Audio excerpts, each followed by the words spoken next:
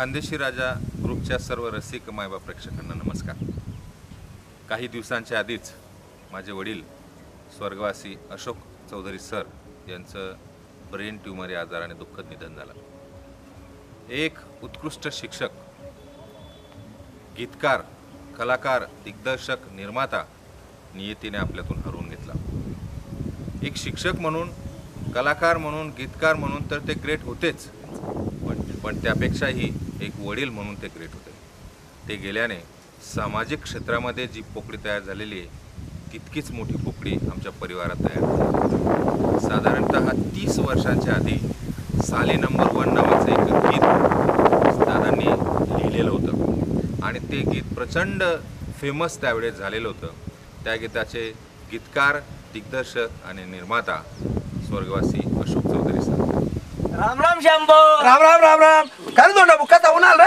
अरे मी आज चिंता में पेरी रहे नॉन बोर। कोणती चिंता सब तुला? अरे या वरीसला मला सालाना लगीन करण्याचं। देखी आपला घर कोणून आले? हाय माय मग माणूस कवडे साऊन चहा घेठी दे ना। दूध काय ना कर भाऊ रे, हा? चांगला दप्तर जमा दे का तुला भीत? अरे ठीक भाऊ, जर समज सट मार बाईला पुसताई पाटलाही सांगना पड। ठीक ना तू बरं जाऊ दे। तू कसा करता फिरायलाच? अरे मला सालाना कोणता पेरी रहे ना पोरी देखत मी। काय तुरी बहीण काजल सका गरमा गरमासा ना गरमास मनी साली सीधी येल्स कसा योग जुडना साता चांगले आहे ना भाऊ पोर पोर एकदम हिरोनीचा म्हणता हिरोनी। पोऱ्या बी झाला ना भाऊ मग हिरो रे। चांगला जोडा पटी का मग?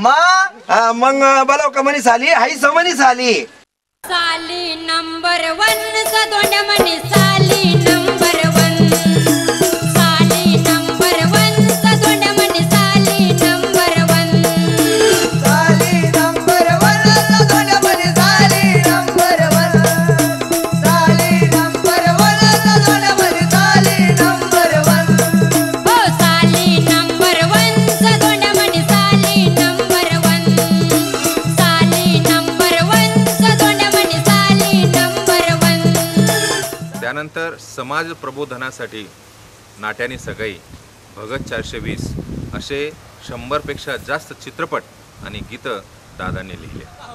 या अंधश्रद्धेच्या नादी लागून लोकांची फसवणूक केलेली यांनी। पण सर्वांनी पण लक्षात ठेवावं मित्रांनो, काळी मांजर रस्त्यातून आडवी गेल्याने कुणाचंही वाईट होत नाही।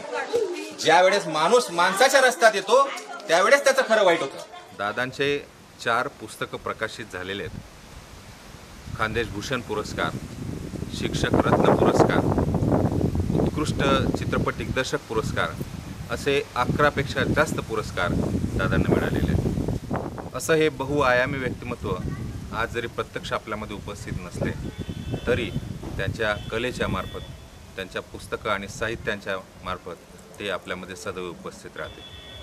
त्यांना ज्यावेळेस बरं नव्हतं त्यावेळेस त्यांनी माझ्याकडून एक शब्द घेतलेला आहे की त्यांनी जो हा छोटासा वृक्ष लावलेला आहे कलेच्या सेवा करण्याचा, आपल्या रसिक प्रेक्षकांच्या सेवा करण्याचा, तो तुम्ही सदैव सुरू ठेवा।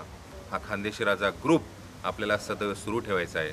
प्रभू रामचंद्रांचा आशीर्वाद, महादेवांचा आशीर्वाद आणि तुम्हा रसिक प्रेक्षकांचं सर्वांचं प्रेम याच्याने आपल्याला हा पुढे कंटिन्यू करायचा आहे। यामध्ये श्री विठ्ठल चौधरी असतील, श्री गरबड दादा असतील आणि इतर सर्व ग्रुप मिळून आम्ही पुन्हा प्रयत्नपूर्वक आपल्या सेवेत हजर होऊ। हीच दादांना खरी श्रद्धांजली राहील। तमाम खानदेशातील, महाराष्ट्र व महाराष्ट्राच्या बाहेरील सर्व रसिक प्रेक्षकांच्या वतीने दादांना भावपूर्ण श्रद्धांजली व विनम्र अभिवादन।